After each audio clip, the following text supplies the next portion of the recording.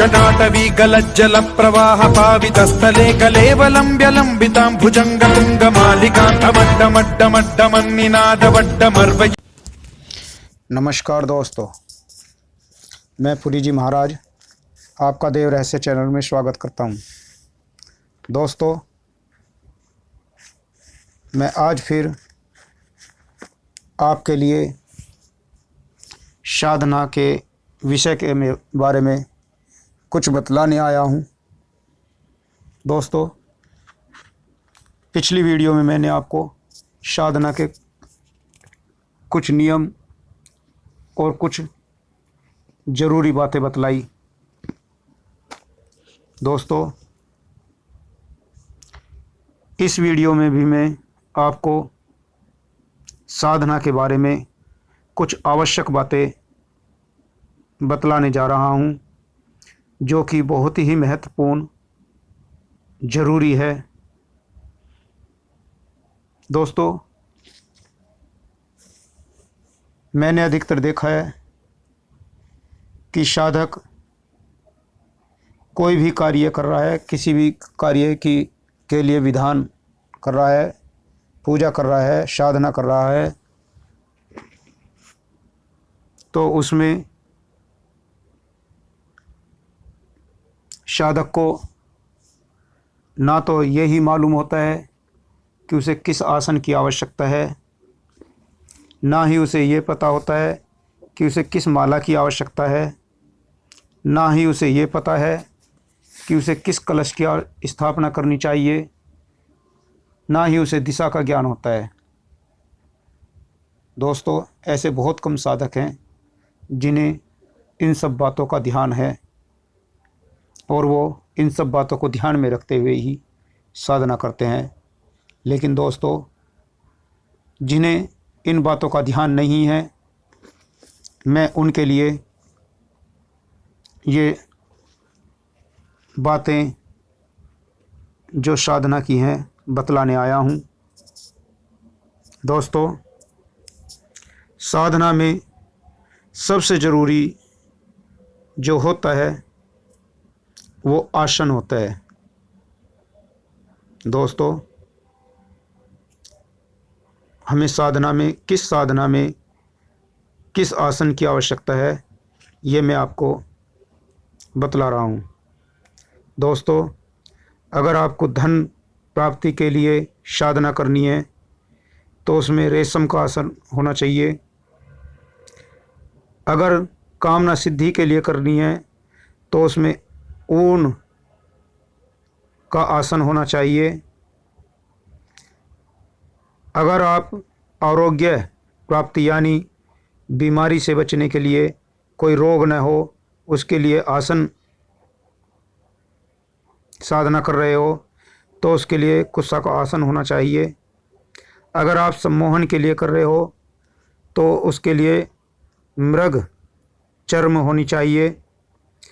अगर आप शत्रु नाश के लिए कर रहे हो तो उसके लिए वाघ चर्म होना चाहिए।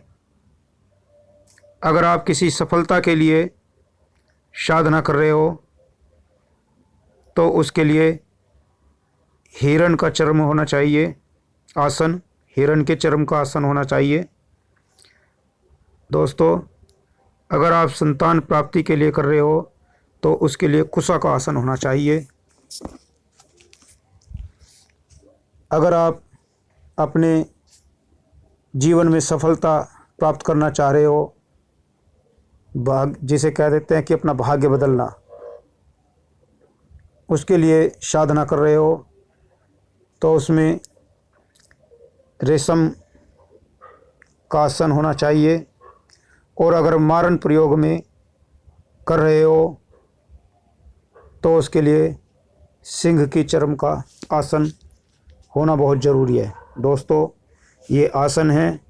अब मैं आपको माला बतलाने जा रहा हूँ कि कौन सी साधना में किस माला का प्रयोग करना चाहिए। दोस्तों, अगर आप वशीकरण करना चाह रहे हो तो उसमें मोती की माला, मूंगे की, हीरे की माला से जाप करना चाहिए। अगर आप आकर्षण के लिए कर रहे हो, किसी का आकर्षण करना है, तो उसमें हाथी के दांत की माला का जाप करना चाहिए।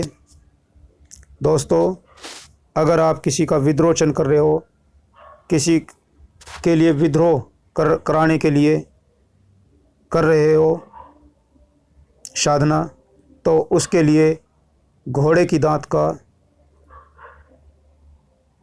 माला होनी चाहिए।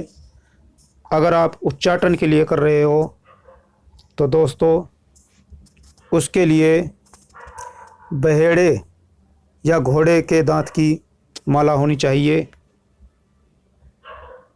दोस्तों, मारन प्रयोग कर रहे हो तो उसमें आदमी के दांत की माला होनी चाहिए। दोस्तों, अगर आप किसी शुभ कार्य के लिए कर रहे हो, तो दोस्तों उसमें रुद्राक्ष की माला होनी चाहिए। कोई सिद्धि करना चाह रहे हो किसी अच्छे कार्य के लिए, तो उसमें रुद्राक्ष की माला या लाल चंदन की माला होनी चाहिए। दोस्तों, अगर आप शक्ति एवं पुष्टि कर्म के लिए कर रहे हो, तो उसमें 27 दाने वाली होनी चाहिए। अगर वशीकरण कर रहे हो, तो उसमें